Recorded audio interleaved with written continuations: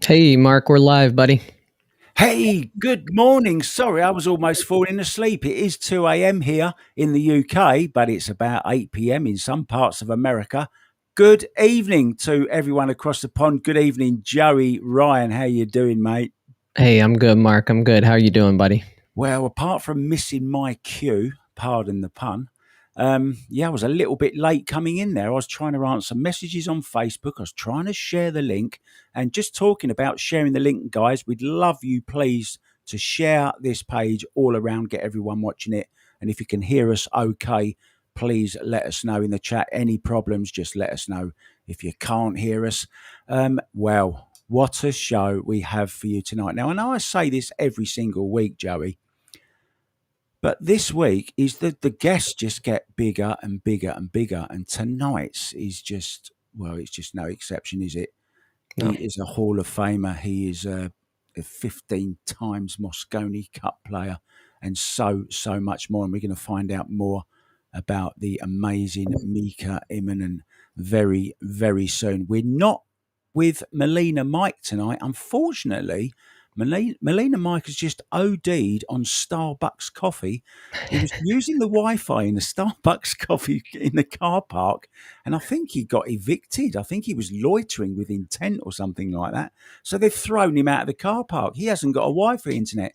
He is on the road because he's going to a big one pocket gamer. So I guess we're going to have to. Well, maybe we can try and get him back a little bit later on. But what do you reckon, Joey, that we bring on? Yeah. I mean, I think we got a great show for people. I just want to remind people, hey, there's Board Lockpicker, our sponsor here. Finally able to catch one Hey, live. I think he plays League on Tuesday nights, so I'm glad he was able to make it. Guys, do us a favor. Go ahead and share this stream. This is going to be a great show tonight. This is the first world champion that we've had on, I believe, and player of the decade. And I'm really excited to talk to him. I don't know about you, Mark. Thanks for hooking it up. I think this is going to be great. You want to bring him on? do you know what? This actually happened by accident. I have met Mika before. I've actually commentated on him live before, and we had a little bit of a night out as well. But we won't go into that tonight. What we Oh will go boy. into is the fact that I was lucky enough to be commentating on the Black Widow benefit event this the weekend just gone there in Strokers in Florida, and I was commentating on Mika, and I couldn't believe it when after that match he'd won it. He came actually went into the commentary booth there in Strokers, and I got to commentate on the next game with him. Oh, no So kidding. I asked him outright there and then, look, will you come on our show? He said, all you got to do is ask. So I said, well, what about Tuesday? He said, why not? That's Here he great. is, Mika Immonen. Awesome. Hey. Hey guys, how are Look at you? him. What a legend we've got here. Look, Mika. I tell you, we've just been trying to introduce you, and it's taken about 10 minutes just to read out all your achievements. Well, I appreciate that. I think you got it pretty much right there. I mean, you did the most important ones. I think Mosconi, 15 appearances is something that not many know. Obviously, I'm a veteran by now, so it's quite a few. But and it's always flattering when people don't realize how many I've been in, because it's like it started way back. And I now only it's found out today, to be honest. I only found out today that you are the second highest appearer. There's one on 17. I forget who it was. Was it Niels or was it Niels on 13? might be I would say maybe it's either Johnny Archer or Ralph. I mean, I'm not sure. Okay. Yeah, I think it was Ralph Souquet, right? I Yeah, think it was Ralph Souquet. Yeah. Yeah. So anyway, how many of them were victories? Do you remember? I've unfortunately, I was during the early '90s and early 2000. Um, America had a solid team. Not that it's not solid now, but they Mhm. were like all legends. We were playing against Earl Strickland, Johnny Archer, Nick Vonner, Jeremy Jones, Reed Pierce. I mean, Jim Rempe was there. I mean, we played all these legends, and we back then the depth of the European quality wasn't quite there, and then they had some random characters, a few snooker players here and there. Not that they're they can't make Yeah. balls, but they're also like it's just its pool is different, and yeah, they had some good highlights and good showings on their in their own right. But like it's still when your team is not consistent, it's hard to bring it together. And Americans just had so much more experience at that point, so it was hard to fade. And but I've been on the winning team, I believe, 4 times, Wow. including getting 2 MVPs. And That was my ironically, next question. I got an MVP. I think it was 2004, even though we lost. So it's like it was. I think wow. it's the only time a person from the losing team got the MVP. I don't know, some kind of consolation prize or. Wow. Yeah, I mean, I think I won most of my games, but it was like I guess I showed some heart or something. But it's been a cruise. It's been a total amazing to see how Mosconi Cup has developed into this epic event. Would you like to play in it now? Do you think it's better to play? Would you love to be part of that team now? Of course. I mean, I'm still active professionally. I mean, of course, I feel like I should earn a position if that was the case. But I'm, who wouldn't want to play in the Mosconi Cup? It's one of the bucket lists for anybody's career if you haven't been there yet. But also, it's always an honor, and it would never. I mean, I would never turn it down. Hey, Mika, I got a question for you. So, obviously, things have changed with the Mosconi Cup, with Europe really taking command in the last decade or so. If you could point to 1 or 2 things as the main factor as to what changed, where Europe was able to really take control of that event, what would you turn to? I think. I mean, obviously, one of the things is that the Euro Tour has been a great platform for a lot of Europeans, and even though I won't say the prize money is that nothing to write home about, but it's been a consistent platform for them, and the competition is very hard, and they've had so many tools available to them, including learning pool. I mean, I guess today you can just watch YouTube and learn a bunch of things, but they have some great coaching available. Johan Ruysing was, I think, one of the big factors of making the Europeans so strong. Putting the team together and then understanding how to make the team whole, and while embracing the individual strength of each character. So, but I think Europe Tour has been itself has been a great kind of a stepping stone into staying consistent and keeping you in check. They have tournaments all throughout the year, except for the last, during this pandemic. But that's It's also a good feeding ground, isn't it, to produce great players to go over to America because totally. And there's countries that do a better job than others, like in terms of having national teams and funding together and sponsorship. So I believe, I'd say maybe Holland and Poland, Sweden. There's a few countries that I know that really have, homegrown support. And unfortunately, it's some other countries you're just on your own, and you have to get lucky with your own seeking out for your own sponsorship. Are there academies in Finland? Is there anything? Have you thought of starting one, or what's any future plans for that kind of stuff? I mean, it wouldn't be far fetched. I could possibly start something like that. It's been, it is kind of a goal of mine to get into more coaching and teaching. And I've been actually during the pandemic, I've been doing a lot of private lessons, and I feel like my game has kind of been going into a different area. I have a different mindset now. So, and not a bad thing actually. I've been like kind of learning some things as I go, because you're always trying to tailor to each and every student, because they all have their own quirks and things to fix. But you do revelations every now and then. You have some things that you say that could work for yourself, and you got to practice what you preach. So to me, it's about fundamentals and pre-shot routine and the mind game, and then performance. So I'd like to touch on another big part of your life, of course, is and they're making huge waves in both, in all cue sports, especially snooker, as well as pool. Your Town product, which I know you are very, very proud of, and I know the product very well, and I think it's a great product. I know Jonas very well, one of your partners. It'd be nice for you to just start off by telling the viewers why it's called Town. I kind of like that story. Yeah, so this company, this group started out of Finland, and there was from the beginning, it's been like this 4 core guys.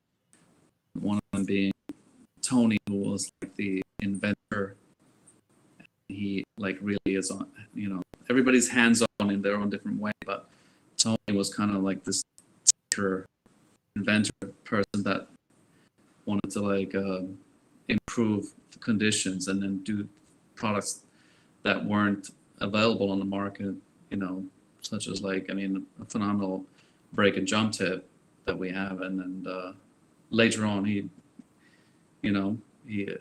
got tired of getting bad contacts on the ball, so he wanted to develop a better chalk, and he's basically managed to do that. So Tony was there, and then there's his sidekick childhood friend Ali, who's also been like, I think they're a bit of a tag team behind the scenes. They work on the in-house in the factory, and they do all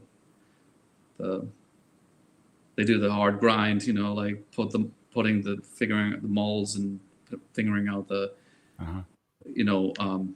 testing the products, doing R&D, and doing all that hard work behind the scenes that nobody's ever knows about. But it is made in Finland, and we're proud of it. And we, Jonas, who, his last name is Ohtonen, so that actually, like, I'm starting to form the letters, like you get it, Tony, Ali, Ohtonen, and then the M in the town is Mika. So last but not least, right? So I do obviously a lot of like testing on the products, and then I give them feedback, and we go through trial and error, and luckily we've been able to come up with a few really good products, and proud to say it's made in Finland, and so that's in a nutshell, that's the story. And we're really happy to have a little bit of a niche on the market. Yeah, and your logo is actually, am I right in saying Town is raw in Finnish? Is that right? Town, it's not really a Finnish word. Okay. You're not right. So I'm barely right, don't worry. You're wrong.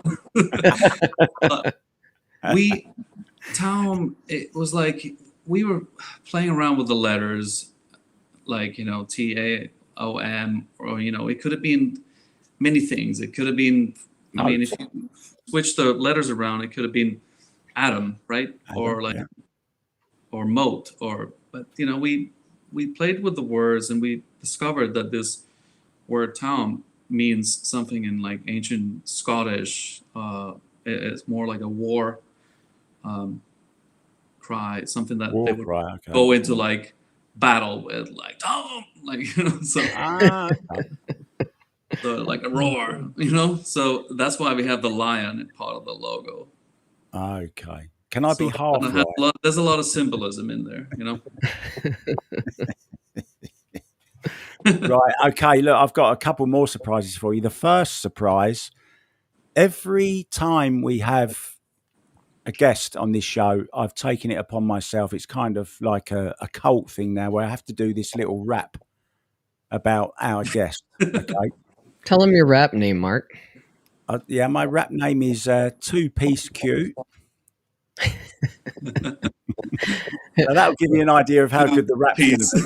Yeah, exactly. Two Piece Q, but it's with a Q. You see, I'm messing with all letters and all sorts, just like Town, really. That's cool. Just trying to make something fit and make sense. So I've done one for Emily Fraser. I've done one for the Mullet Brothers. By the way, what do you think, while we're on the subject, Mullet Brothers? What do you reckon to the mullet? Have you ever thought of having a mullet? Have you ever had a mullet? I had a mullet when I was 15, or maybe 16, and then I grew out of it. Yeah, everyone should. Not going back. It's a great publicity he's done, though, right? For the Unless guy. I get paid like $1 million, yeah, I'll do it. I'll do it for less. Sorry, Okay, so I've written this little rap about you. Okay, you may not understand it all, but I will send you the lyrics afterwards, and hopefully you can understand a little bit of it. I literally recorded this tonight in the studio, and well, shall we play it? Yeah, I'm going to play it. But before I do, I just want to point out for the folks in the chat, I see Nate Mindham's in there. My brother's actually in there. That's Dave17. That's my brother. Go ahead and if you have any questions for Mika, go ahead and type them in the chat. We'd love to address some of your questions that you have for Mika. This is a great opportunity to be able to ask them. And I'll go ahead and queue up this video or this audio here. So here we go. Let me put this over here so we see Mika's reaction to this. And hopefully this audio works well. So stand by. Here we go. I'm bracing myself. Ice Man.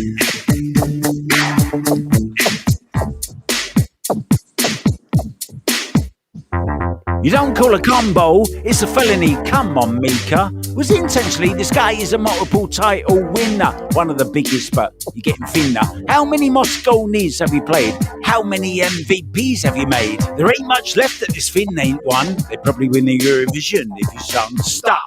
Break the balls and hit. Ladies and gents, the Iceman from Finland. Two-piece Q is a freak or a freezer, and you is better with a pool cue geezer. 11-2 in the Black Widow event. Form is temporary, class permanent. 3-time world champion, a Hall of Famer. Who's a lazy inductee? Can you name her? This goes out to another lady. We're with ya, love ya, Jeanette Lee. So welcome, Mika. You're the boss. I want to say thanks for being here. Kitos. Kitos. Yeah, miss. Yeah, miss. Oh my. Nice man finish.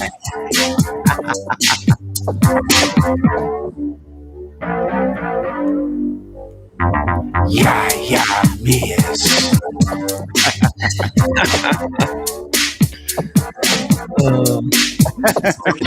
Ice Man. There we go. For you. Has anyone ever written a rap for you before? Oh my God, you're making me cry. I mean, this is a good, it's just funny. That's fun. That's put fun. a little bit of finish in it as well. You put some little finish in there, and I totally understood what you're saying. So, really, if that was the part you didn't think I was going to understand, you're wrong. It's the only part I was worried about not pronouncing correctly. But of course, I spent 8 years in Estonia, and I had lots and lots of Finnish customers in my pub, in my karaoke bar. And talking of karaoke, very, very catchy tune, and obviously, the original, the Vanilla Ice theme. I mean, you can't go wrong. I played it safely. I noticed, Mika, that you were kind of bopping to it a little bit, and it kind of reminded me. It's in my nature. Well, post along, man. It's just. It reminded me of a story. So I'm friends with Mike Davis. We used to live in the DC area together. Pro pool player, lives in North Carolina now, and Mike was telling me about a time he was overseas with you. And he was like, you guys were out together, you were at some bar or something. and he was already jealous of you because you were a great pool player and you were talking with the ladies and everything. And then you get on the dance floor, and he said you were just cutting it up. You're like, you could really dance. Is that true? I mean, I don't know. I'm no John Travolta, but when I get in the right mood, I can totally embarrass myself, and with certain flair, Yeah. So you do it You ain't without. no John Travolta, but you are a Mika Jackson for sure. I mean, if you do it with confidence, it looks good no matter what. So you just Yeah. gotta go with the flow, man, and that's a good compliment from Mike. And yeah, Mike's a good guy, and I'm sure he's I'm sure he was very generous in those comments. So Well, we got a couple questions here from the chat, Mika. The first is from Nate Mindham, who gave me a hard time for not asking you this. He wants to know what your favorite type of tequila is. He said he bets after this weekend it's all of it.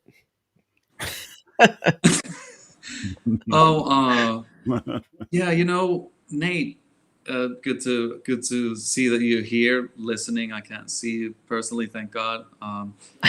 I had enough of you over the weekend, but we had a great time over there in Palm Harbor and surrounding areas, whatever trouble we could find ourselves in, and had a few tequilas after the tournament and even before it. But like, he's a good guy, and they do great work with the Queued Up network, and it was just fun to see him in person. I've seen only online in past events, and I've been watching some of the other events, even though I wasn't in it. But it was just it's fun to see what he's been able to produce while in the pandemic situation, and improvising and keeping the industry sort of alive in its own way, and being able to help and support the players, and yeah, it's all good. So thanks, Nate, and great weekend. Thanks. Yeah, Nate's a friend of the show, and we give him a shout out quite often on here. And I agree. During the pandemic, folks like Nate kind of keeping things alive was really important. Matthew McConaughey asked the question: where did Mika develop his stroke? It seems more fluid than a lot of the European robotic strokes. So they had a question about stroke.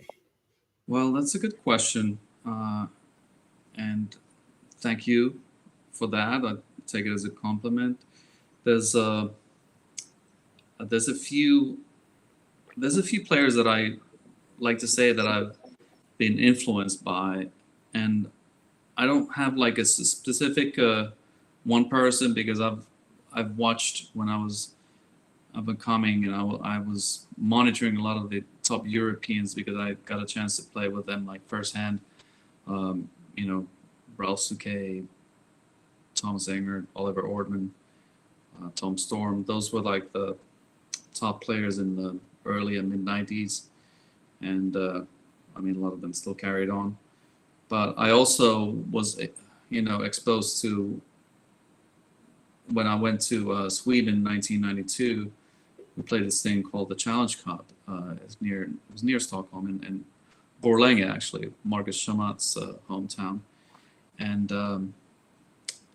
we played this thing called the Challenge Cup, and I saw Efren Reyes there the first time, and I saw Earl Strickland, a lot of American top talent, and obviously, like, I have a lot of respect for Efren and Earl, but I'd like to say that studying them and watching their game has influenced me. But I like to say I do have my own style, and I just the best advice I can give to anyone is that you have to do what works for you, and you have to really. It's more about making the cue do the work. It's not the arm, So you just really have to throw the cue into motion and make sure that you always throw it straight instead of steering the shot.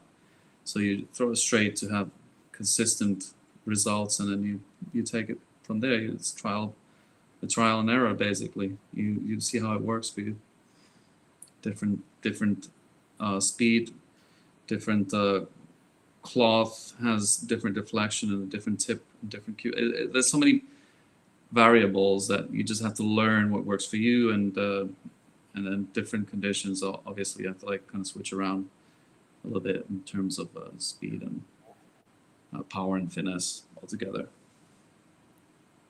So if Well, that this answers the question, I hope. he's trying to get his money's worth here, Nate Minden. I can't even read that.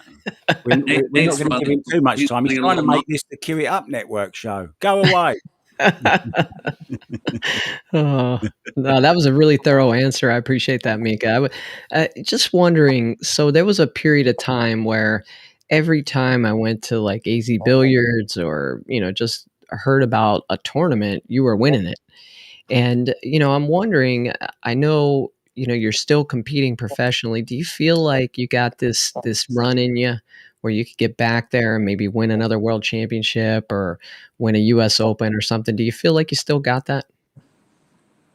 Yeah, I actually do. And lately it's been kind of becoming more clear that I had some moments where I was kind of tired or bored or overwhelmed, and like I had a great run at some point. I was like pretty strong for like a good 3 years, during the turn of between 2008 and 2011, 12. It was like a massive run, and then I something happened. I was a little bit burned out, and it took me a few years to kind of get back, and I still wasn't there. And then I don't know, a lot of things happened in life, but now lately I've been kind of sparking up this newfound motivation and joy in playing, and I feel like I totally got I got another gear that people are going to have to witness. It's like falling in love with the sport again, right? You've actually you've rediscovered your love that you first had for it and your hunger, and now you want to do it again. And surely, with all the experience you've got now, if you can just get your head right, surely you can win another world title. Totally, I agree there. It's a very mental game, and you have to have all the things in your background all together, and have a good support group, and have things good at home, and your health has to be right. So you have to pay attention to all these elements, and then maybe if it all comes together right, I can still find myself at the top of my game. So Mika rediscovered his game, and we rediscovered Molina Mike. Hey, Mike, what's up, man? Can you hear us? Mike, it I got had to dark. get away from the cops there at Starbucks. Can y'all hear me? Yeah, we can hear you. Well, I could hear you. Last time I I'd be saw you, it remiss was if all bright outside. Yeah. Yeah.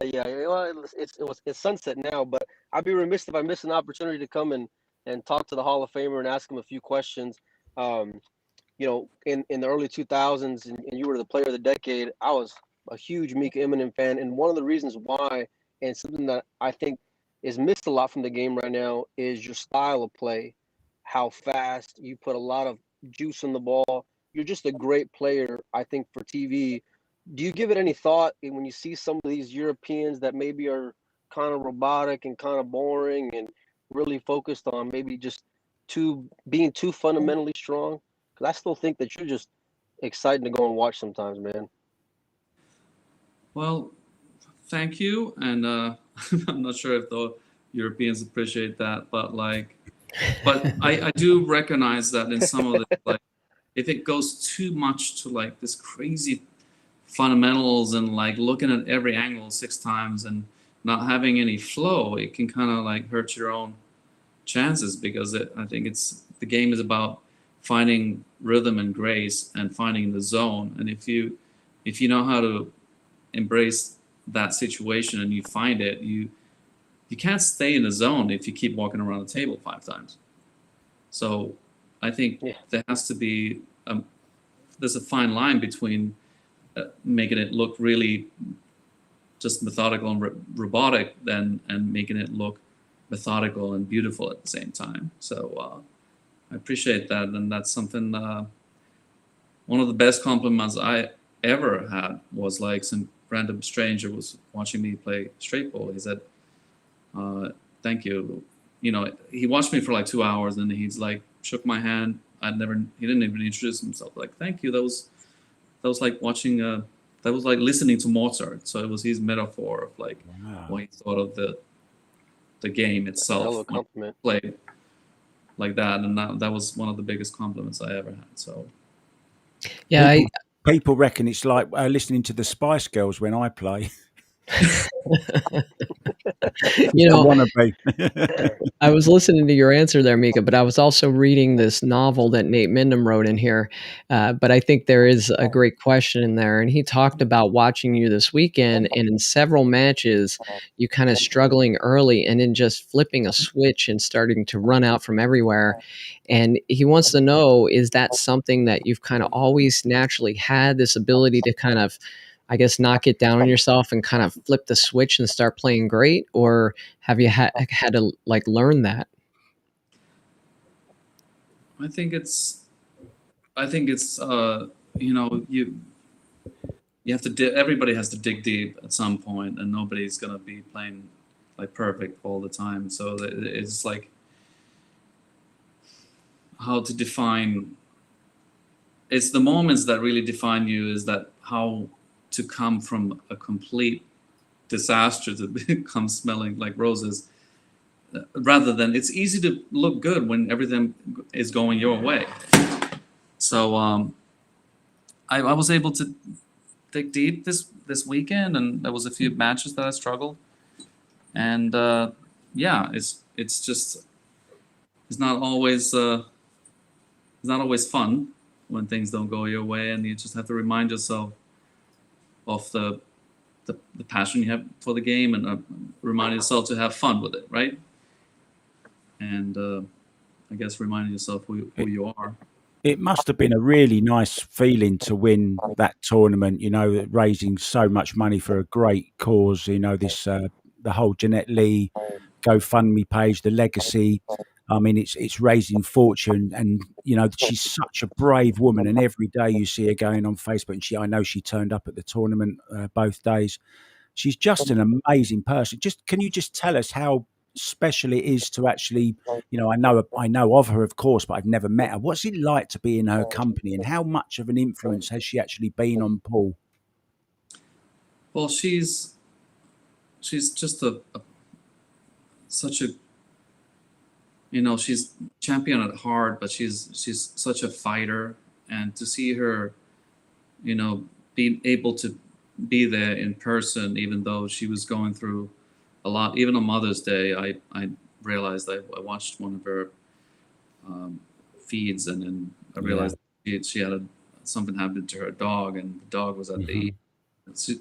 She's had so many things like go wrong, like sideways for her, and then that she was still there and able to like watch some of the final and put on a smiley face and like brave totally face be there. as well. Yeah, brave face, and I met her mom again. I mean, I met her mom like 2 decades ago, but she's also very supportive. But Jeanette, she's a powerhouse, and I don't think there is many people that could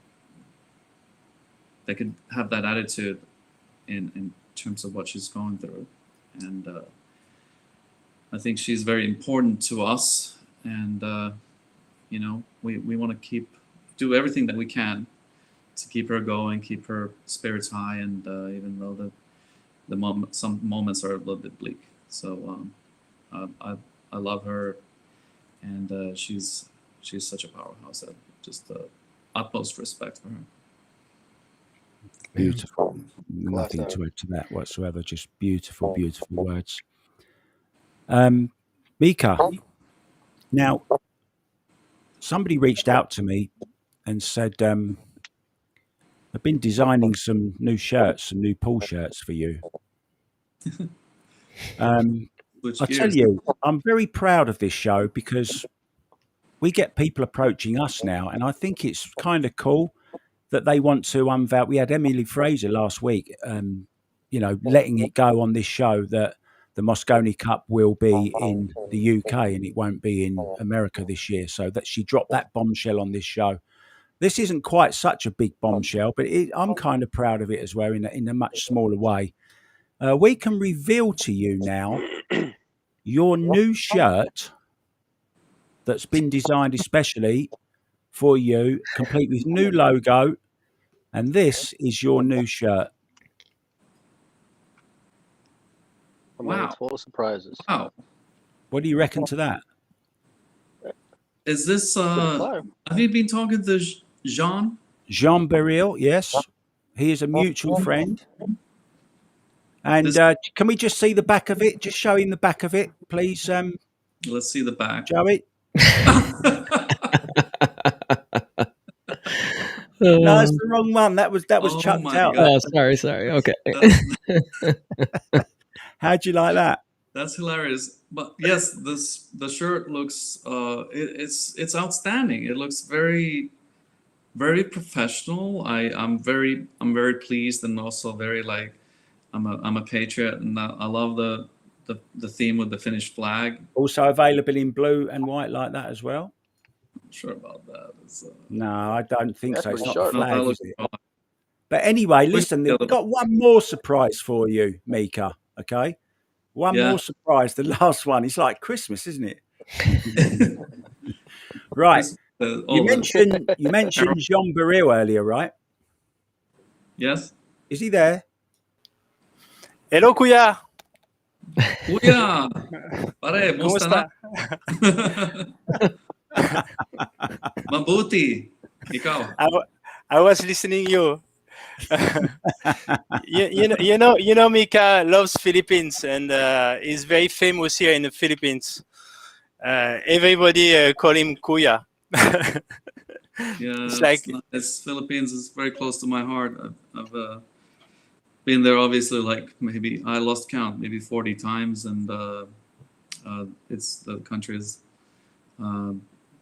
like it is the mecca for anybody who wants to get their feet wet and learning from guys that you never even met and just like having your ass handed to you. Like, It's the Mecca and the God is Efren Reyes, of course. Like you might have. There's all kinds of situations there. You have one pool room that's like has maybe 2 tables and like 100 people, and walls. But then you have like really cool situations too, like very professional. But like it is it's a training platform for a lot of kids that we never heard about, and I hope we can create more opportunities for these young juniors coming out of the Philippines. And I mean I dread it, but like it's also like I think it's nice if we can create opportunities for them, because there's so much talent there. So Talking of talent, Mika, sorry to interrupt you, but John Baril obviously has a lot to do with Wonder Boy. You've heard of Elijah Alvarez, I take it, the new 16-year-old kid. yeah, John, you gotta stop teaching him. He's already like he's tough, Plays man. too Like, good. Yeah, He's it's his very- birthday. It's his birthday today. He has 17 today. Oh, So really? no longer 16. that makes me Yeah. feel bad. Yeah. Yeah, but for sure, when Mika will be back here, I will play him here in the Philippines. I've been to Island last week, and the owner of the resort asked me, "Do you know Mika Imonen?" Every time I go somewhere, it's Mika is very famous here because he's a pure warrior, and I think he beat all the Filipinos, and he make himself very famous here, and he's really appreciated because he's I would say, when you go to the Philippines, it's very rare to see a pro player who's going to play for every tables, because the conditions are very difficult. So the clothes and not the proper clothes, proper table, proper environment. And what I like with Mika is he can go everywhere in every pool hall, and he's going to play in any single pool table. Is right? Well, I want to, part of the reason is that, that you know, they there's a lot of talent coming from there, and then when you learn how to play in so many different conditions, you learn how to adapt. And one of the great skills of a good player is to learn how to adapt and quick. And you know, I played in some really, you know, peculiar conditions in like Cebu without a room without, there was no walls. It was just a little ceiling with very high humidity, and I felt like the cloth was like a rug, like a Persian rug almost, like, and you had to change your aiming completely, because if you're hitting with spin 8 feet away, the ball is completely like it might be the difference between 5 inches, you know, where the aiming point is in reality. So like you have to change the power you put in the ball, and you have to change the way you stroke the ball. So it's not a miracle actually that some of these Filipinos, when they come to America and play in like more ideal conditions, they can make the ball dance, because for them it seems like a walk in the park at that point. Yeah, good point. Good point. Look, we're not going to keep you here all night long, will we? We'll keep you as long as you want to stay, actually. But John, are you off? Yeah, no. Can you hear me? Yeah. No, I just wanted you. I really appreciate that shirt. No, I have to go, so I need to go now. Okay, I just wanted to say hello to Mika. We just had a big earthquake when I was watching the show, so it was a little bit scary because I'm on a 22 floor. Oh, wow. So now, Be careful. so it was like, yeah, it was really scary, but I'm okay now. So Mika, just say hi. Thank you so much, Joey and Mark and Molina, and then see you next time. See you in the chat. Okay. Okay, Be safe. Okay. Sir John. Au revoir. What a lovely chap he is, isn't he? He does so much for Paul as well, right? Loves the game. Absolutely loves the game. Loves the game. He does a lot of work, and he's done so much for me. Like he works on like behind the scenes. I have, you know, some situations that I've been going through in the Philippines, and he just like totally wholeheartedly and unconditionally has helped me so much. I really owe him a lot more. Like I need to, you know, come square with that at some point. But he actually said before he came on, Mika, he said, just settle up with us. Don't worry about him. Just settle up with us, he said. Okay. Cheers. Hey, I wonder if before Mika goes, if we could kind of get his thoughts. If Mika, have you been watching any of the World Cup of pool? Yeah, I'd say I've watched some of the highlights, and I've seen a few matches that I watched completely, and there's some drama. And, Yeah. I gotta say, like Belarus gave England a little bit of a scare. I mean, the sixth ball. I mean, I think she got ahead of herself. Maybe like wasn't thinking about completely like the position. Maybe the enormity of the situation came over her, and you know, it's a learning. There's a learning curve there. She's obviously not supposed to miss that ball ever, but you know, she's gonna learn from it. But I was kind of rooting for the girls there. I was like, it was so epic the way they played up and, you know, till that point, and then the match flipped around completely.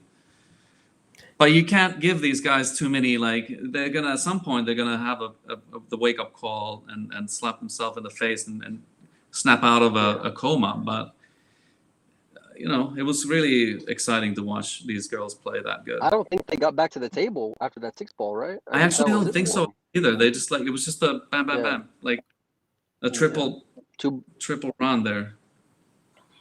Kind of a Mika, did shame. you get an invite to be on Team Finland this year? I did not, and so I wasn't there. But you know, it is what it is. I guess I gotta, you know. Does that put like a chip on your shoulder? Does that motivate you? It kind of does, actually. Like it really just, you know what? Hey, it's okay. Give the younger generation a chance. But then I wanna get back to where I'm really deserve to be back on the team. It's kind of what America did, right, with Billy and Sky. I mean, they dropped Shane Van Boening, so to speak, and they brought in a younger blood. You know, Emily Fraser was saying that Shane hasn't really done much in the World Cup of pool in the last few years. So why not try some new blood? Well, Yeah, I mean, we're you talking know, to a it's, champion here in the World Cup in Mika. It's a little different.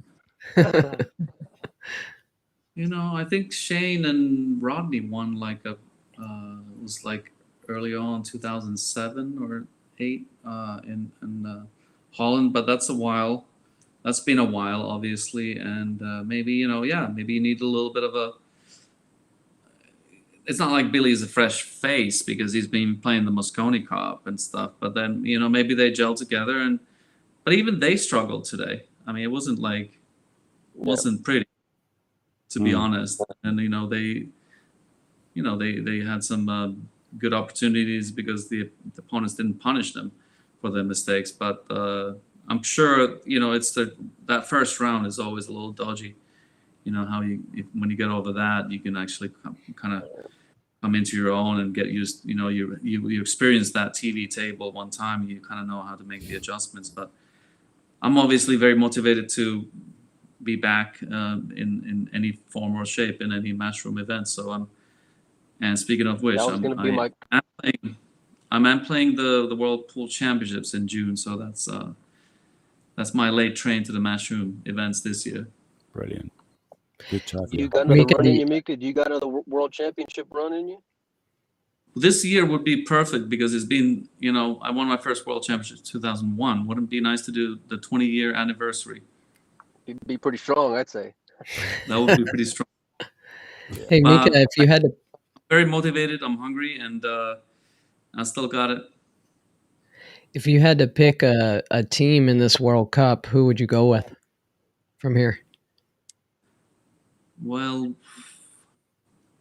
one single team, I do have to say that, Finland, they lost to Netherlands. I think Mark and Niels, they played very well together. They have good chemistry. Both Mark is such a phenomenal player, and for his with his relatively limited experience compared to Niels, he's great, and I think they're one of the favorites. But obviously, I think they play Philippines next. So I think they play the winner of Greece and Great Britain Sea, right? Okay, so then I was wrong about that. But yeah, I think is always going to be strong. Netherlands is one of the favorites, and then I don't know. I haven't seen anybody else really be that strikingly outstanding. Yeah, I think because we've seen Holland we've seen Holland in 2 rounds now, haven't we? So it's their second match, so they're kind of getting into it a little bit more. So maybe other teams will feel a bit more. That first round is a nightmare. Hard to say because we want to see one match from a lot of the teams. So come then after tomorrow we really make a better assessment. Yeah.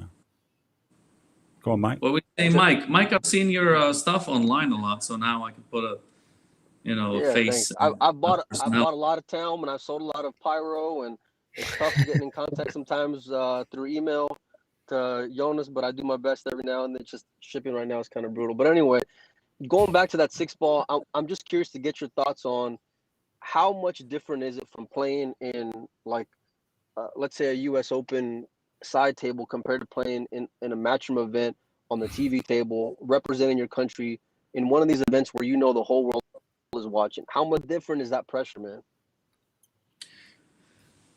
Well, coping with that kind of pressure is you can't teach a person how to deal with it beforehand. You have to deal with it one time, and then she's probably going to be much wiser, and she's going to know what went wrong, and we've all made that mistake on TV, and I struggled when I first played my first few TV things back in late 90s on ESPN, and I just I remember making some unforced errors, and learning how to cope with it it takes a little bit of experience. You need to be exposed to that situation more and more, and then you learn to figure it out. So, but if you're the better your fundamentals are, obviously the less of those mistakes going to happen, because you can rely on them under pressure. So you need to like kind of forget where you are at that point, and then just focus on what you know, which is your technique and your form and all that stuff. So what got you there in the first place? Under pressure, Trust me, like when I played my first World Championship finals in Cardiff, 2001. Before the finals, before I walked onto the stage, I felt like I was going to vomit. I was so nervous. Like, how old were you? Then I didn't. I didn't vomit, but when I came up on, like, when you walk up the stairs and you're coming down the flight, and then they play some kind of music, and I remember them playing a song from Matrix, and it's like, it was the one that said "Club to Death," and I felt like I was Neo, and I was just like, I'm gonna own it. Wow. Did it ever get any easier, or did you always get those butterflies? It's good to have butterflies, because that it means that you're getting like a rush of adrenaline, and if you learn how to control that rush, and learn how to like kind of like, it's like walking on a tightrope. You can't be too cocky, but you also got to be calm, like, so humility and confidence at the same time. And when you learn how to control that, then you can step into the zone. Good analogy. And Mika, Beautiful. I asked you a question earlier on. I sent you a text message and asked you what your favorite karaoke song was. Do you get nervous when you sing karaoke? Granted, I think it depends on the crowd. If you're singing with like Broadway stars, maybe you can. It's a different scenario than drinking in front of like just the average Joes who are smashed. I'm talking about, right, we're out on a weekend in Finland, in Helsinki. I won't get nervous in front of you, Mark, but because you're kind of a character yourself. Well, I want to. I actually, there's something on my bucket list. I want to actually sing a song with you, just a little bit of it. Will you sing a little song with me? If I start you off, I mean, I know you love Piano Man, Billy Joel. I absolutely love that song too. It's a great, great song. Now, I'm not sure. Did you get the music, Joey, or not? Or weren't we allowed to play it? No, I don't have the music. You don't have the music. Dun, But dun, dun, we dun, know how dun, it goes, though, don't we?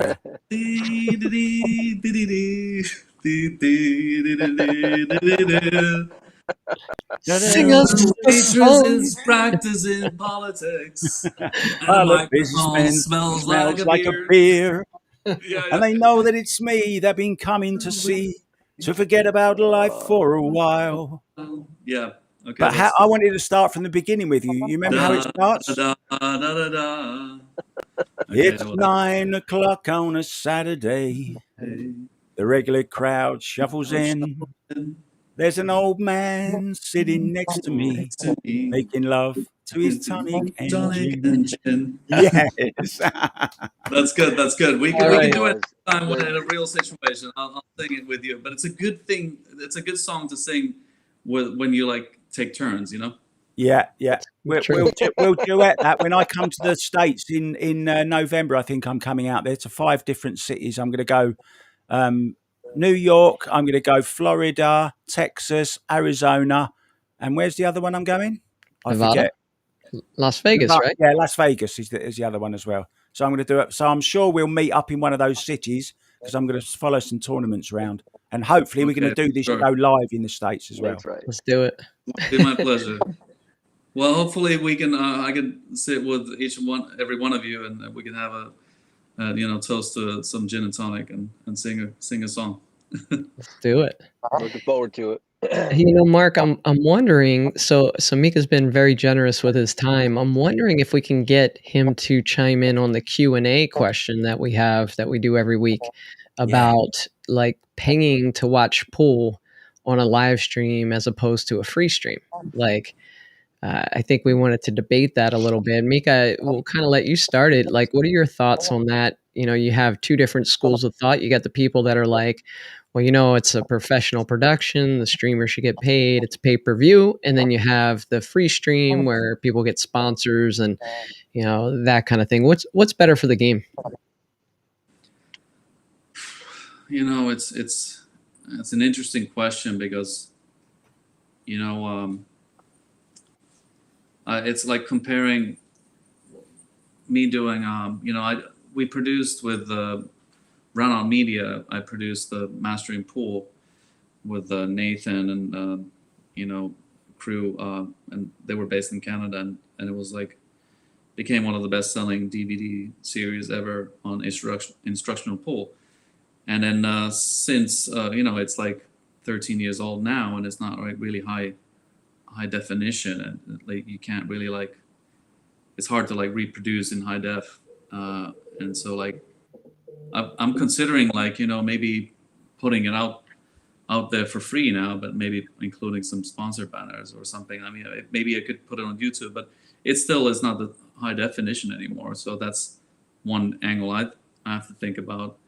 But obviously, I think some matches are more exclusive than others, and I think it's important to have the game out there, and important to have industry and players both be rewarded for their efforts, and people in the production. So it's just, as long as there's a win-win, I think it's all good. Like, hey, the more exposure, the better. Yeah, my thoughts exactly. Well, and a lot of people kind of take that stance on it, saying that streaming should always be free, right? We need more people watching it. And so, by making it free, that'll get more people to watch, right? If it's $30 for a weekend. But I can tell you from being on the other side of it, I've done some streaming. It's a hell of a lot of work. In fact, people are asking me to stream stuff all the time, and I'm turning them down because it takes an entire weekend. You're there hours before getting set up. It's a lot of work, and so I see both sides of the argument. I'm not really sure which way I feel about it, because I'll pay $30 to watch Rackham TV or Pool Action TV and one of their great productions, no problem, right? But at the same time, I do appreciate it when it's a free stream and it's out there. Yeah. So I'm kind of on the fence. I'm on the fence too, and I did subscribe to the DAZN. I did, instead of like dealing with all this like runaround, I just like went and did the whole year subscription. So like, yeah, it's $100, but like, and now I don't have to worry about it. So I can just like go when it's live, it's on. And then they do have a good amount of other like martial arts and boxing. So it's not like Yeah. What about you, Mike? Because you watch pool every night. Like, what are your thoughts? I tell you, one of the best matches of 2020, and I'm hoping we get to see a part 2, was Mika against my boy Oscar in one pocket. So I'm hoping that some way, somehow, we can get a round 2 of that one. I believe that one was a free stream also. Yeah, I do. Yeah. Another one of those. It didn't turn out that good for me that time, but I think I'll definitely play another one.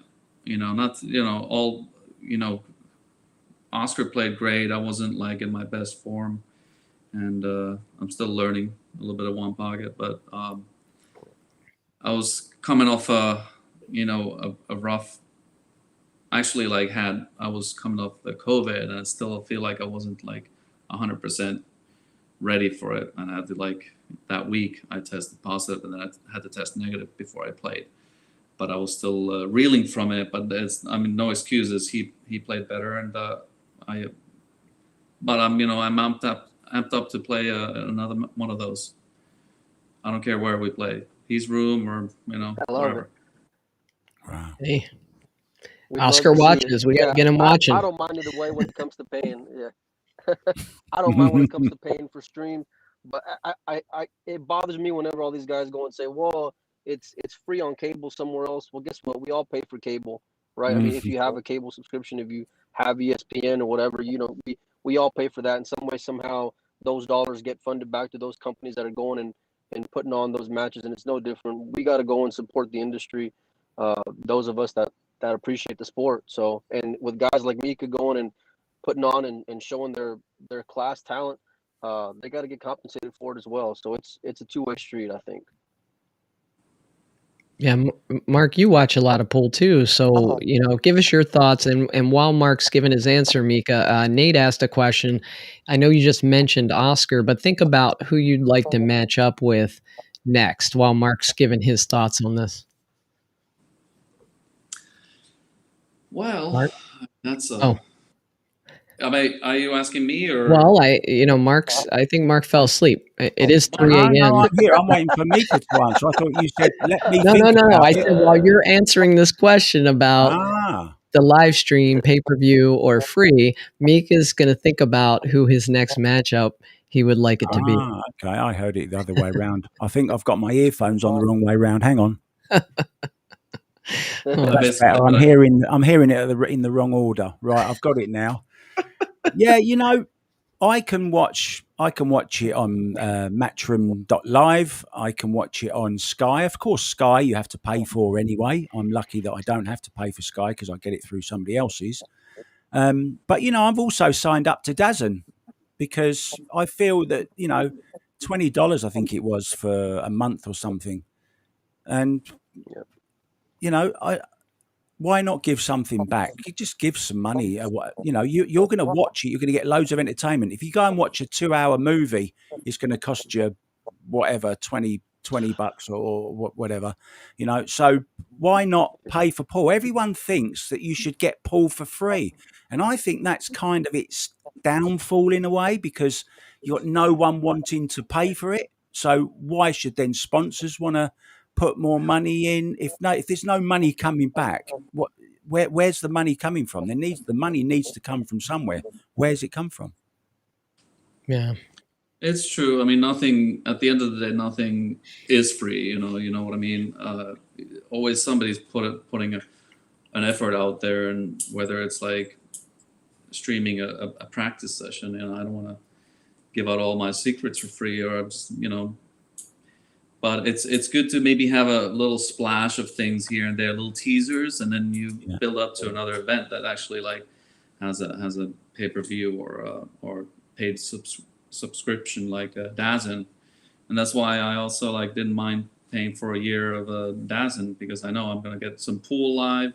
I can watch snooker. I can watch some other sports like UFC or boxing and all that kind of stuff on there as well, isn't there? Kind of DAZN is a little bit of seems like it's very not the mainstream sports, but it's a collective channel of kind of outlier sports. Yeah. So are you avoiding the question that you was asked earlier on, Mika?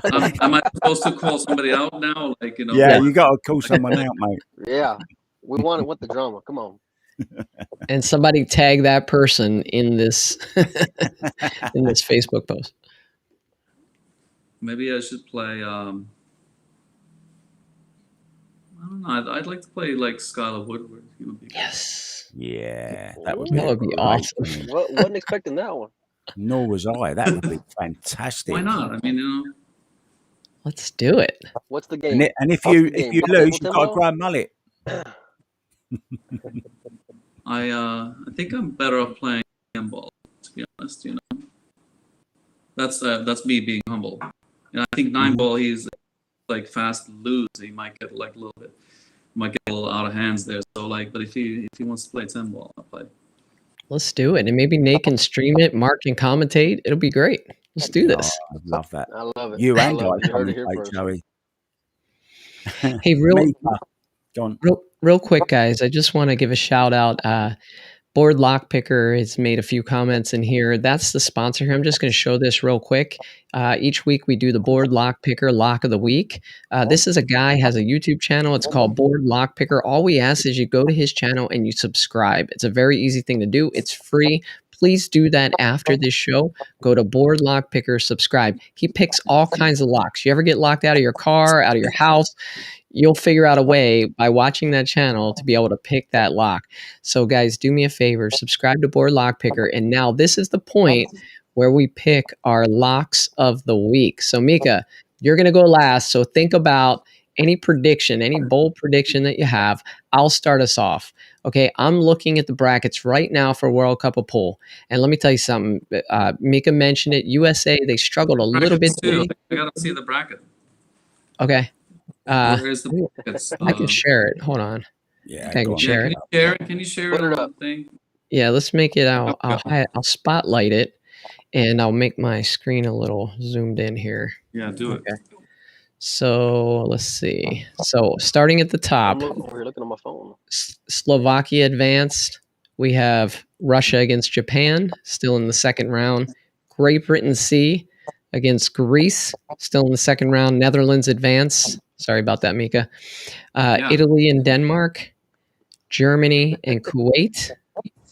I was kind of surprised by that Kuwait result there against Poland. I thought Poland had a really strong team. That's kind of, it is Yeah. shocking because Poland has, in the recent years, they've been so solid and they have like 16 guys who can play in that team. So I don't know. Mhm. Yeah, we got the USA versus the Philippines and Estonia versus Great Britain A. And when I looked at this, obviously I'm a homer. I'm rooting for the USA. And I looked at it and I said, man, if they could catch a gear, just watching Sky and Billy kind of interact in between their shots, even when Sky missed the ball, I think Niels even said it on the stream. Sky misses a ball and Billy says, you still look good. Just kind of they just have this way about them. And I think they're going to get by the Philippines. And then I got them beating Great Britain A. And it doesn't get any easier, folks, because look who's coming out of this. Probably Germany. They'd probably have to beat Germany to get to the finals. But I'm calling it. I'm picking the USA to win it all. I know I'm a homer. That's my lock of the week. Mike, what you got? This guy. It's gonna be the Greeks coming out of the left side. Alex and Nick Malai, two strong players, underrated players, both of them. I know Alex had some success he's played in the Mosconi Cup. I'm taking them to get to the finals. Now I don't know. Really? Alex has got some brutal results in the finals of matchroom events, but I'm at least picking them to go and make it to the finals. Wow. What about you, Mark? Oh, you know what? I mean, of course, I want Great Britain to do well. I can't see Cole Boys going much further with Darren Appleton. I think they're a little bit out of the league. No practice. I think they're in there just for a little bit of fun to make up the numbers, of course, because Canada had to pull out. To be fair, Germany, you know what? Germany, yeah, to be fair, Germany, Christoph Renchez, he's a new boy to a lot of people, but those that know Paul know him quite well, and he's a very, very strong player. And if anything, he was the stronger of the two in the first round. Joshua's only going to get better, of course. I don't think you can ever discount Germany. I think it's going to be, my heart says UK, but I don't think so. I think it will be America versus Germany, and I think either America or Germany will play Russia in the final, and it's anyone's. That's my prediction. Oh boy, I like it. Come on, all right, Mika, what do you Mika, got? you're on the spot. Yeah, can you go up to the top first? Yes, sir. Okay. Keep going down. It's a lot Okay, easier so than the Finland's I'm out for saying him, so. my pick is Netherlands, and I'm going to take a dark horse, Italy, because they played strong against Spain that first round. Wow. Yeah. And That is a they dark horse. didn't show any fear. They beat a phenomenal duo, and then David and Francisco. Those guys are like monsters, and they basically dismantled them. I love it. Mika Mika's the going only out one on a with heart limb. out of this whole group. Mika's the only one going out on a limb here. We're all picking cupcakes, and he's over here picking dark horses. Bring him Oh, back. man. Netherlands is not a dark horse. No, Netherlands. Yeah, I agree with you there. Neil's Oh, got that boy. experience. But the other guys didn't impress me too much, so that's it. There we go. Hey, I'm that picking the was a great impressed me, segment. So just say, We've left the hardest question till last. I always get to ask the hardest question, and it makes you go away with this memory in your head. You've already answered one of them. The most important one, though, is Mika, pizza with pineapple, yes or no? absolutely. Oh, the You know, pineapple. Mark- I love it so far. I know it's maybe not the Hawaiian thing to do the ham and pineapple, but I always like crush it, you know? Mark, you always ask. I put a little spice in that, put a little red chili flakes, and it's like, Ooh, There we go. sweet and lovely. spicy and a little savory at the same time. And Mark, healthy with the pineapple. Go on, Mike. Sorry, Joey. you always ask about the pineapple on the pizzas. I'm more intrigued about chicken on pizza. That like to me, that's just a no-go. Chicken on pizza. Yeah. Nah. No, Yeah. Really? no. No. It doesn't sound, it doesn't sound Doesn't good. belong. Chicken And then belongs sometimes- somewhere else. Yeah, sometimes people put like the barbecue sauce on the chicken on the pizza. It's like, no way. Don't even go there. I don't know. You know, that's what makes this world so fun and so the variety is the spice of life, right? And Mika, just want to say huge thanks. You don't know how appreciative I am, and the other guys, of course, for you coming on this show. You've been an absolute dream of a guest. You're such a nice fella. I've met you once in person before. I hope we meet again this time in the States. And don't forget, we're all going to get together and have some gin and tonics. But by the way, I'm actually doing this show now. If I can just show you, I know I'm going to really annoy Joey now, but look, I'm actually in a converted horse box. I'm actually in a horse box, which is a gin trailer in the summer. So when the sun comes, there's my notes there. Look on the anyway. Yeah, so I'm actually in a gin trailer. So I look forward to having a few gins with you and these other two boys later in the year. Thank you so much. Good luck in the World Pool Championships. I know you're going to do great because you're an ambassador. You're a star. You're a Hall of Famer.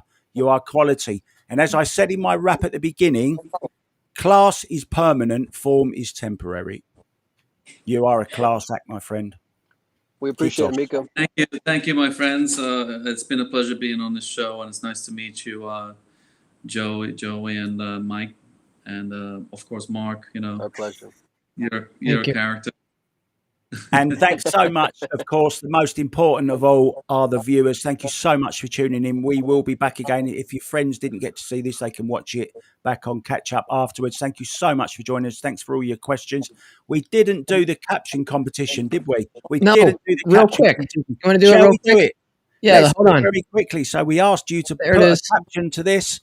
And, we had about 40 in again. What would you say to that, Mika? Anything come to your mind off the top of your head? I mean, that looks so dope right there. I mean, they're really showing some good, strong attitude after a good win. I hope they keep going. They're some of my favorite people in the whole event. Nick and Alex. So they're good people. If you look into the top right-hand corner of that picture, I thought Matchroom said there were no fans going to be allowed in there. I've seen at least 4, and there's one of them in the top right there. You see it? That's funny. Now then, so this was the, if you could just stick that picture up just once more. The winner is, now I know this guy from Facebook. I know he's big in pool. I don't know what he does, but his name is Jake Lawson. Oh, yeah, Jake. And he says, I'm Lance, and this is France, and we are here to pump you up. Apparently that means something in America. It doesn't mean It's Saturday anything. Night Live, Mark. Come on. You know right. Saturday. Yeah. No, but Jake Lawson, he's with Jake's with Breakout Billiards Apparel and also Billiard Sports Network. They're doing the big Dynasphere events. They just had one in Maryland that I was supposed to go to. I didn't make it because my son was ill. But yeah, Jake is a big supporter of pool, and we'll have to get something out to him. So I'll make sure to send him a message and send him something. Thanks, Mika Eamon, Joey All Ryan, right. Appreciate it, buddy. Melina Cheers. Mike. We're out of here. See ya. See ya.